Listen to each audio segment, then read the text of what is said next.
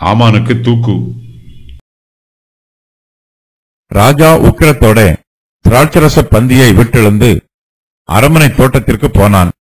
ராஜாவினால் தனக்கு பொல்லாப்பு நிர்ணயிக்கப்பட்டது என்று ஆமான் கண்டு ராஜாத்தியாகிய எஸ்தரிடத்தில் தன் பிராணனுக்காக விண்ணப்பம் பண்ண எழுந்து நின்றான். ராஜா அரமனை தோட்டத்திலிருந்து திராட்சரசம் பரிமாறப்பட்ட இடத்துக்கு திரும்பி வருகையில் எஸ்தர் உட்கார்ந்திருக்கிற மெத்தையின் மேல் ஆமான் விழுந்து கிடந்தான். அப்பொழுது ராஜா, நான் அரமனையில் இருக்கும்போதே என் கண்முன்னே இவன் ராஜாத்தியை பலவந்தம் செய்ய வேண்டும் என்று இருக்கிறானோ என்றான். இந்த வார்த்தை ராஜாவின் வாயிலிருந்து பிறந்தவுடனே ஆமானின் முகத்தை மூடி போட்டார்கள். அப்பொழுது ராஜ சமூகத்தில் இருக்கிற பிரதானிகளில் அர்போனா என்னும் ஒருவன், இதோ ராஜாவின் நன்மைக்காக பேசின மொர்தெகாய்க்கு ஆமான் செய்வித்த 50 முழ உயரமான தூக்கு மரம் ஆமானின் வீட்டண்டையில் நாட்டப்பட்டிருக்கிறது என்றான். அப்பொழுது ராஜா, அதிலே அவனை தூக்கி போடுங்கள் என்றான். அப்படியே ஆமான் மொர்தெகாய்க்கு ஆயத்தம் பண்ணின தூக்கு மரத்தில் ஆமானையே தூக்கி போட்டார்கள். அப்பொழுது ராஜாவின் உக்கிரம் தணிந்தது. 2ஆம் நாள் விருந்தில் ராஜாவுக்கும் ஆமானுக்கும் திராட்சரசம் பரிமாறப்படுகிறது. எஸ்தரோ இந்த சந்தர்ப்பத்தில் ஆமான் மீது குற்றம் சொல்லுகிறாள். எஸ்தரின் வார்த்தைகளை கேட்டு அகாஸ்வேரு ராஜாவுக்கு மிகுந்த கோபம் உண்டாயிற்று. ராஜா உக்கிரத்தோட திராட்சரச பந்தியை விட்டு எழுந்து அரமனை தோட்டத்திற்கு போகிறான். ராஜா இவ்வாறு எழுந்து போவது அவனுடைய கோபத்தை வெளிப்படுத்துகிறது. தனக்கு நம்பிக்கைக்குரிய ஆமான் தன்னை மோசம் செய்து விட்டதாக கோபப்பட்டு ராஜா அரமனை தோட்டத்திற்கு போகிறான். எல்லா பிரபுக்களுக்கும் மேலாக ராஜா ஆமானை உயர்த்தினான். ஆனால் இப்போதோ ஆமானுடைய சுயரூபம் தெரிந்து அவனுக்கு தண்டனை கொடுக்க ராஜா தீர்மானம் பண்ணிவிடுகிறான். ராஜா தன்னுடைய கோபத்தை ஆற்றிக்கொள்ள அரமனை தோட்டத்திற்கு போகிறான். ஆமானோடு சிநேகம் வைத்திருந்ததற்காகவும் ஆமானுடைய வார்த்தைகளை நம்பியதற்காகவும் தன்னுடைய அரமனையிலே ஆமானுக்கு உயர்ந்த அந்தஸ்தை கொடுத்ததற்காகவும் ராஜாவும் மிகவும் வேதனைப்படுகிறான். யூதருக்கு அழிவு நியமிக்கப்பட்டிருக்கிறது. யூதரை சங்கரிப்பதற்காக போடப்பட்ட கட்டளையில் ராஜாவுக்கும் பங்கு இருக்கிறது. ராஜா தன்னுடைய தப்பிதத்தை நினைத்து மனம் வேதனைப்படுகிறான். அகாஸ்வேரு ராஜா ஆமானை மொத்தமாக நம்பினான். ஆமான் யூதர்களை பற்றி தவறான வார்த்தைகளை சொன்னபோது ராஜா அது பற்றி யாரிடத்திலும் விசாரிக்கவில்லை.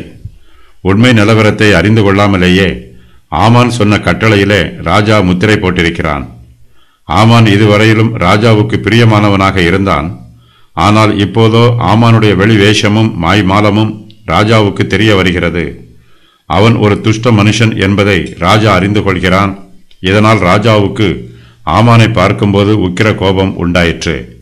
ராஜா உக்கிரத்தோட திராட்சரச பந்தியை விட்டு எழுந்து போவதை பார்த்து ஆமான் பயந்து நடுங்குகிறான். ராஜாவினால் தனக்கு பொல்லாப்பு நிர்ணயிக்கப்பட்டிருக்கிறது என்பதை ஆமான் கண்டு தன்னுடைய ஜீவனுக்காக எஸ்தரிடத்தில் மன்றாடுகிறான். எபிரேய மொழியில் உள்ள ராஜாவினால் தனக்கு பொல்லாப்பு நிர்ணயிக்கப்பட்டது என்று என்னும் இந்த வாக்கியம் யெகோவா என்னும் பெயரில் உள்ள எழுத்துக்கள் மறைந்துள்ளன.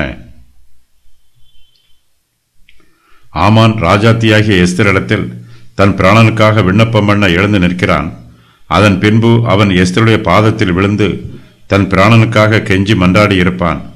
தன்னிடத்தில் உள்ளது எல்லாவற்றையும் வைத்துக்கொண்டு தன்னுடைய ஜீவனை ரட்சிக்க வேண்டும் என்று ஆமான் எஸ்தரிடத்தில் கெஞ்சி விண்ணப்பம் செய்திருப்பான். ஆமான் இதுவரையிலும் தன்னை பற்றி பெருமைப்பட்டான். அவனுடைய இருதயத்தில் மேட்டுமையான சிந்தைகள் நிரம்பி இருந்தது. இப்போதோ எஸ்தர் அவனுக்கு முன்பாக பட்டத்து ஸ்திரீயாக நிற்கிறாள்.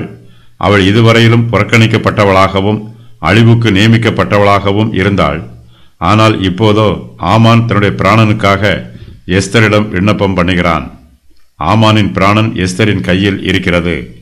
கர்த்தருடைய ஜனத்திற்கு விரோதமாக தீங்கு செய்கிறவர்களுக்கும் அவர்களை எதிர்க்கிறவர்களுக்கும் ஆமானுக்கு வந்த ஆபத்தை போல ஆபத்து வரும். விசுவாசிகள் கர்த்தருக்கு பிரியமானவர்கள். கர்த்தர் அவர்களை தம்முடைய ஜனமாக தெரிந்து கொண்டார். கர்த்தருடைய பிள்ளைகளை தொடுகிறவர்கள் அவருடைய கண்மணியை தொடுகிறார்கள். கர்த்தர் நம்மை தம்முடைய உள்ளங்கையில் வரைந்து வைத்திருக்கிறார். நாம் கர்த்தருடைய செட்டைகளின் கீழே பாதுகாப்பாக இருக்கிறோம். சத்துருக்களுக்கு அழிவு நியமிக்கப்பட்டிருக்கிறது. கர்த்தருடைய பிள்ளைகளை அழிக்க நினைக்கிறவர்கள் அழிந்து போவார்கள்.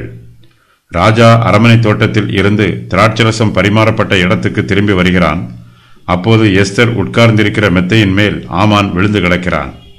அப்பொழுது ராஜா, நான் அரமனையில் இருக்கும்போதே என் கண்முன்னே இவன் ராஜாத்தியை பலவந்தம் செய்ய வேண்டும் என்று இருக்கிறானோ என்று கோபத்தோடு சொல்லுகிறான். இந்த வார்த்தை ராஜாவின் வாயில் இருந்து பிறந்தவுடனே ஆமானின் முகத்தை மூடி போடுகிறார்கள். ஆமான் மரணத்திற்கு நியமிக்கப்பட்டிருக்கிறான். தூக்கு மரத்திலே தூக்கி போடுவதற்கு முன்பு குற்றவாளியின் முகத்தை மூடுவது வழக்கம். ராஜாவின் வாயில் இருந்து ஆமானுக்கு விரோதமான வார்த்தை பிறந்தவுடனே ராஜ சமூகத்திலே இருக்கிற பிரதானிகள் ஆமானின் முகத்தை மூடி போடுகிறார்கள். ஒருவனுடைய முகத்தை மூடி போடுவது என்பது இனிமேல் அவன் ராஜாவின் முகத்தை பார்க்க தகுதியற்றவன் என்பதற்கு அடையாளம். மேலும் முகம் மூடப்பட்ட மனுஷனுக்கு மரண தண்டனை கொடுக்கப்பட்டுள்ளது என்பதற்கும் இது அடையாளமாகும். ராஜாவின் பிரதானிகளில் ஒருவன் ஆமான் செய்து வைத்த 75 அடி தூக்கு மரத்தை பற்றி ராஜாவிடம் அறிவிக்கிறான். ஆமான் செய்த அந்த தூக்கு மரத்திலேயே ஆமானை தூக்கி போடுமாறு அகாஸ்வேரு ராஜா கட்டளையிடுகிறான். அப்பொழுது ராஜ சமூகத்தில் இருக்கிற பிரதானிகளில் அற்போனா என்னும் ஒருவன், இதோ ராஜாவின் நன்மைக்காக பேசின மொர்தெகாய்க்கு ஆமான் செய்யவித்த 50 முழ உயரமான தூக்கு மரம் ஆமானின் வீட்டண்டை நாட்டப்பட்டிருக்கிறது என்று சொல்லுகிறான். ராஜாவின் பிரதானிகள் ஆமானின் வீட்டிற்கு வந்து எஸ்தர் செய்த விருந்திற்கு வர ஆமானை துரிதப்படுத்தினார்கள். அந்த பிரதானிகளில் அற்போனாவும் ஒருவன். இவன் ஆமானின் வீட்டிற்கு போனபோது அவன் வீட்டண்டையில் நாட்டப்பட்டிருந்த 50 முழ உயரமான தூக்கு மரத்தை பார்த்திருக்கிறான். இந்த தூக்கு மரம் ஆமான் மொர்தெகாய்க்காக செய்தது என்று அற்போனா சொல்லுகிறான். அவன் மொர்தெகாயை பற்றி சொல்லும்போது ராஜாவின் நன்மைக்காக பேசின மொர்தெகாய் என்று சொல்லுகிறான். ஆமான் மொர்தெகாய்க்கு செய்வித்த தூக்கு மரத்தின் உயரம் 50 முழம். 50 முழம் என்பது 75 அடி உயரமாகும். தூக்கு மரம் அதிக உயரமாக இருப்பது மொர்தெகாயின் மீது ஆமானுக்கு இருந்த கோபத்தின் அளவை காண்பிக்கிறது. மொர்தெகாயின் முடிவை தேசத்தில் உள்ள எல்லோரும் பார்க்க வேண்டும் என்று ஆமான் விரும்பினான். அப்பொழுது ராஜா தன் சமூகத்தில் இருக்கிற பிரதானிகளிடத்தில் அதிலே அவனை தூக்கி போடுங்கள் என்று கட்டளையிடுகிறான்.